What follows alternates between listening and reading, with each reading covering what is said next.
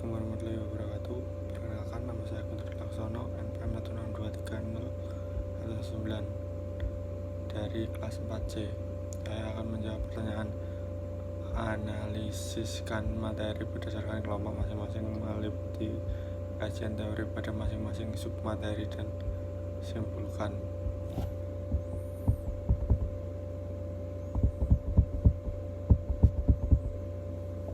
Faktor yang mempengaruhi kinerja olahraga dari kelompok saya yaitu kajian teori pengertian olahraga. Olahraga adalah aktivitas gerak yang dilakukan oleh mahasiswa. Olahraga adalah bentuk lain dari aktivitas fisik tetapi jauh lebih terstruktur daripada latihan karena olahraga memiliki seperangkat peraturan dan umum melibatkan adanya kompetisi disebut olahraga atau Hanger Chat Crisis 2005. Aktivitas yang dilakukan oleh fisik bertumpu pada peragaan keterampilan fisik yang di dalamnya terdapat dukungan permainan serta peragaan keterampilan usaha keras dari kelompok otot besar disebut dengan olahraga.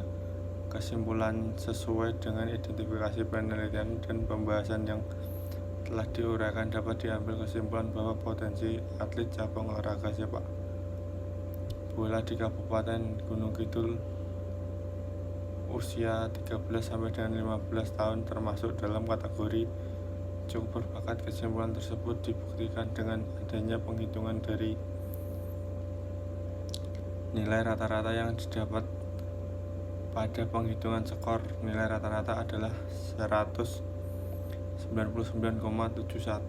Kemudian rata-rata tersebut dimasukkan ke dalam tabel kategori bakat yang masuk dalam kategori cukup berbakat. Hasil dari prosentasi dari kriteria sangat berbakat ada 5 orang atlet atau 6,67% yang termasuk kriteria berbakat, ada 20 orang atlet atau 26,67% yang termasuk kriteria cukup berbakat, ada 28 orang atlet atau 37,33% yang termasuk kurang berbakat, ada 14 orang atlet atau 18,67% dan masuk tidak berbakat, ada 8 orang atlet atau 10,66%. Kemudian saya akan menjawab pertanyaan nomor 2. Presentasi olahraga negara Indonesia masih jauh dibandingkan dengan negara-negara lain yang dapat dilihat pada perhelatan Olimpiade atau bahkan tingkat Asia dalam perhelatan Asian Games 2018 di mana Indonesia menjadi tuan rumah dan menempatkan diri di peringkat 4. Presentasi yang diraih Indonesia hanya melalui cabang olahraga tertentu. Analisiskan fenomena yang terjadi melalui deskripsi tersebut di atas ditinjau dari sudut pandang pemanduan bakat yang ada di negara Indonesia saat ini.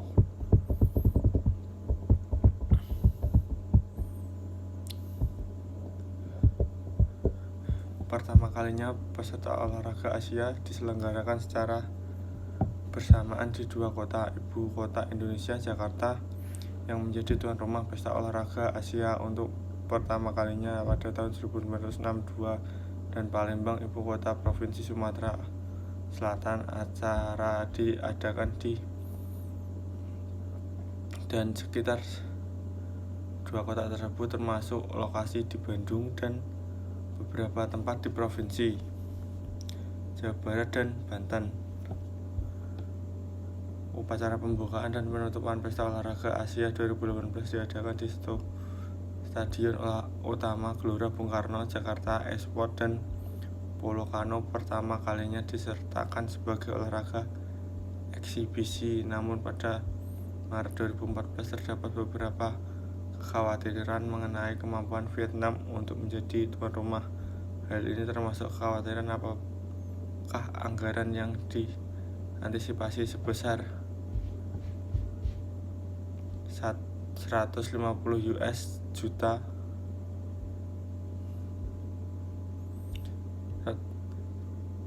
merupakan jumlah yang realistis. Terdapat klaim bahwa pemerintah akhirnya akan menghabiskan lebih dari 300 juta US. Selain itu, kritikus khawatir bahwa beberapa stadion yang dibangun bersamaan dengan SEA Games 2003 tidak pernah digunakan lagi sejak saat itu. Mantan Ketua Komite Olimpiade Vietnam, Hang Quang-du, juga mengklaim bahwa menjadi tuan rumah Asian Games tidak akan meningkatkan pariwisata di Vietnam. Pada 17 April 2014, Perdana Menteri Vietnam Nguyen Thanh Dung secara resmi mengumumkan penarikan Hanoi sebagai tuan rumah. Ia menyebut ketidaksiapan dan resesi ekonomi sebagai alasan untuk penarikan tersebut, mengatakan bahwa mereka menarik diri karena negara tidak mampu membayar pembangunan fasilitas dan tempat yang dibutuhkan untuk menyelenggarakan acara ini. Banyak masyarakat Vietnam mendukung keputusan untuk mundur tersebut. Tidak ada penalti yang dikenakan untuk penarikan tersebut. Dan saya akan menjawab 3. Jika saudara sebagai pelatih, bagaimana cara Anda memotivasi seorang atlet yang sedang mengalami tidak percaya diri dalam bertanding? Jelaskan.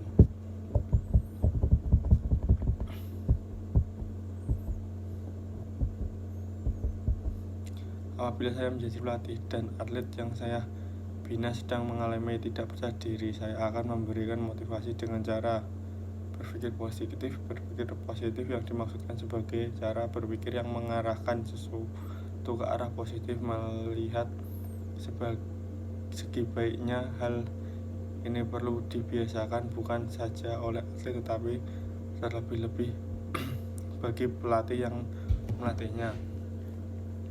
Dengan membiasakan diri berpikir positif, maka akan berpengaruh sangat baik untuk menumbuhkan rasa percaya diri, meningkatkan motivasi, dan menjalin kerjasama dengan sebagai pihak.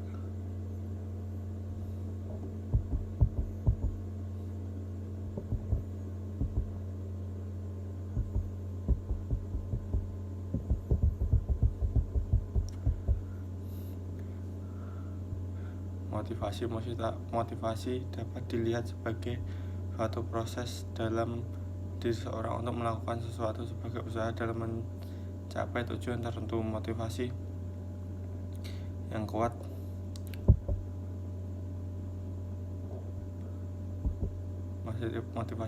menunjukkan bahwa dalam diri orang tersebut tertanam dorongan kuat untuk dapat melakukan sesuatu.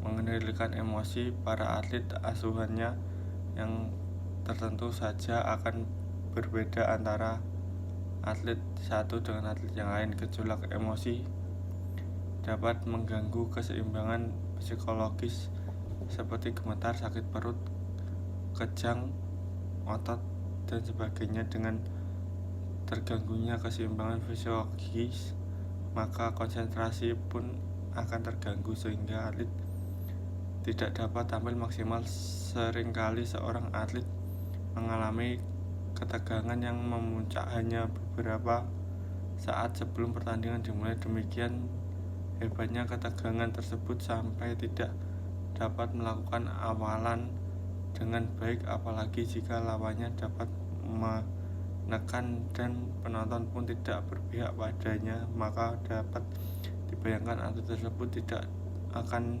dapat bermain baik, konsentrasinya akan buyar, strategi yang sudah disiapkan tidak dapat dijalankan, bahkan ia tidak tahu harus berbuat apa.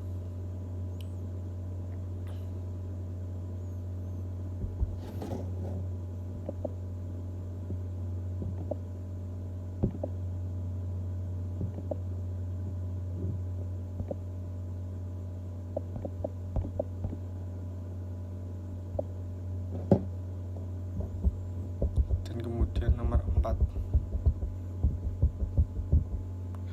untuk mendapat calon atlet yang kelak diharapkan dapat mencapai prestasi yang tinggi, diperlukan beberapa upaya dan tahapan. Analisiskan tahapan dan upaya yang dapat dilakukan serta hal apa saja yang sering dihadapi pada proses pemanduan bakat.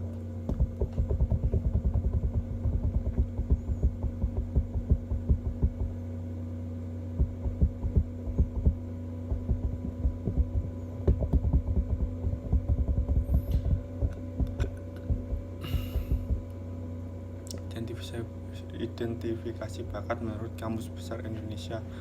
Yang dimaksud dengan bakat adalah dasar kepandaian, sifat, dan pembawaan yang dibawa dari lahir. Dan dalam Webster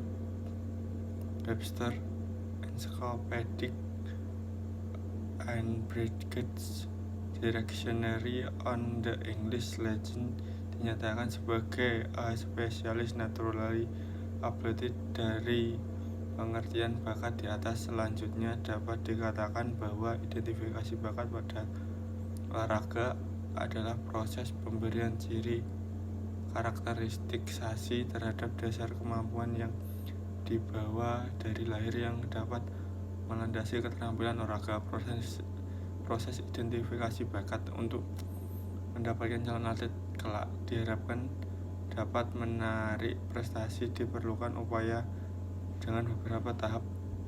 Bompa menyatakan ada beberapa tahapan yang harus diikuti untuk mempersiapkan atlet.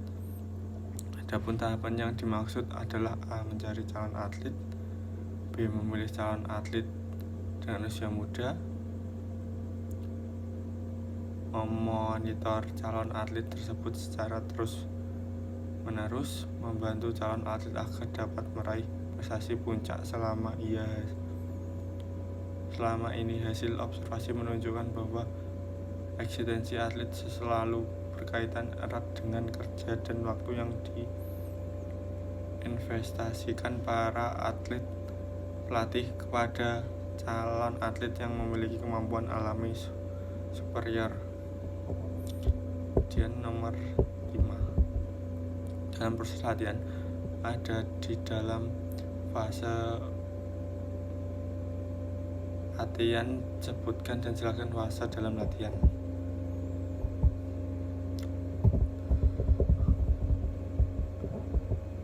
Fase pemanasan ini merupakan fase yang di mana dalam fase ini menggunakan gerakan pemanasan. Gerakan pemanasan ialah merupakan gerakan yang sangat penting untuk dilakukan sebelum kita melakukan gerakan inti.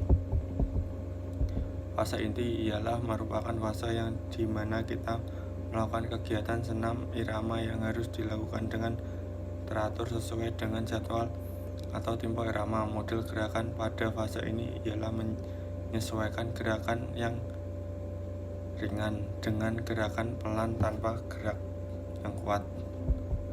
Fase pendinginan adalah merupakan fase di mana dalam fase ini menggunakan gerakan pendinginan. Dengan pendinginan dalam fase ini harus tetap bergerak, tetapi tidak cukup pelan untuk membiarkan detak jantung menurun secara berangsur. Sekian dari saya, Guntur Laksono. Jika ada salah kata, mohon maaf. Assalamualaikum warahmatullahi wabarakatuh.